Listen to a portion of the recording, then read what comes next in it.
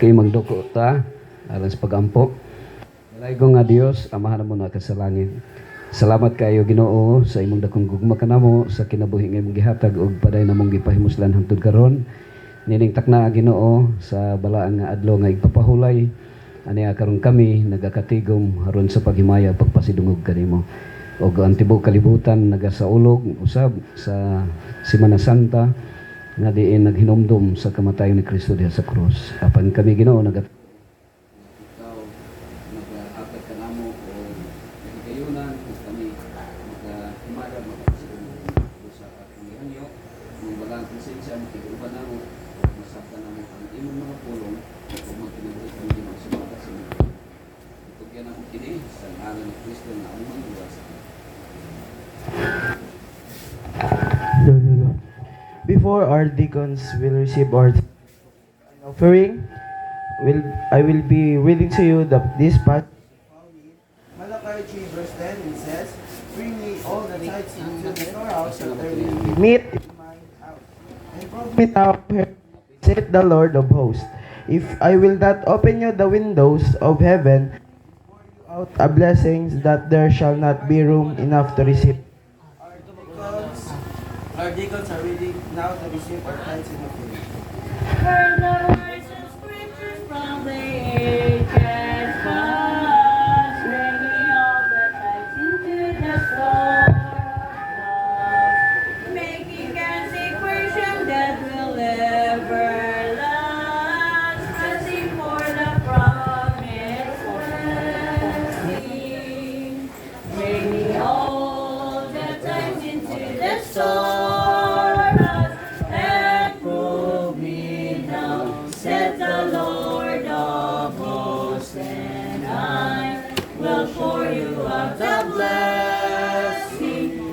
Shall not be room enough to receive. Bringing all the tithes into the storehouse and prove me now, says the Lord of hosts, and I will pour you out the blessing. There shall not be room enough to receive.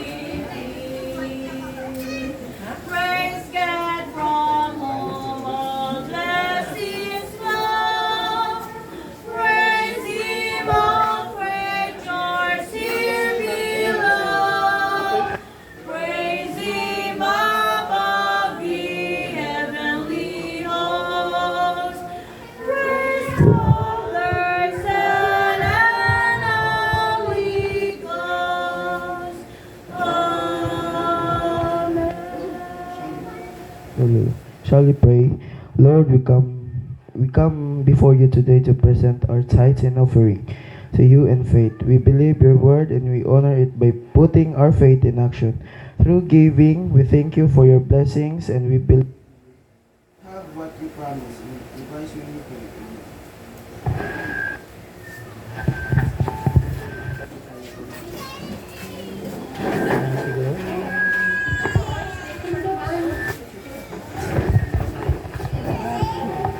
Pulong sa Dios nga gabahin sa iyang ulipon karon.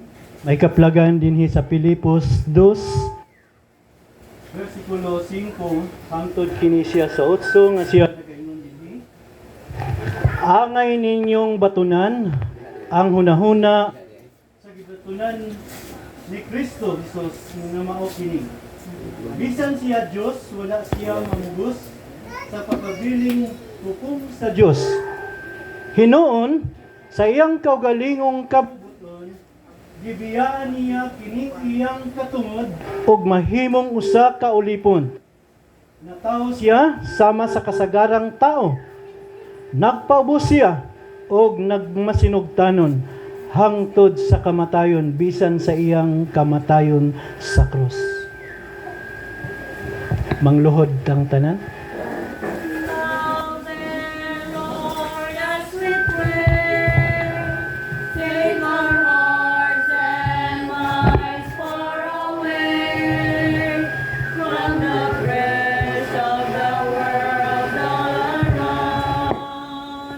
To your throne where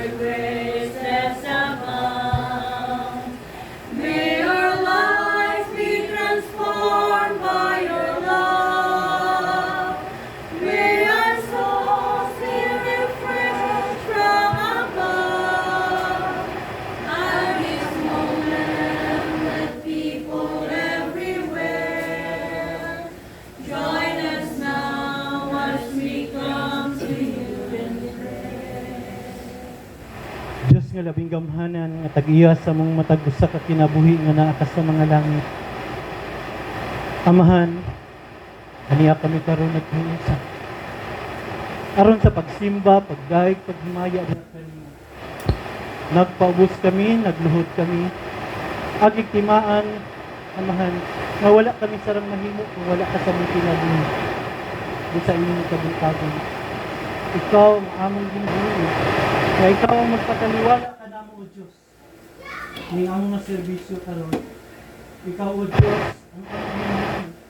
Napunon mo sa imong hamiling dugo ang imong ulikon nga magabangin sa imong mga karon aron masabtan namo ang tanan ug among kanang kinabuhian. Ang pag ng among pagkakataon. Salamat tayo sa imong ginahimo sa imong pagkakahimul sa mga tagusat kinabuhi. Kining tanan among kini ginapangay ginatubyan inubanan sa among pagpangayo ug kapasayloan na among nahimo musupak sa imong kabubuton. In Jesus' name we pray. Amen. We thank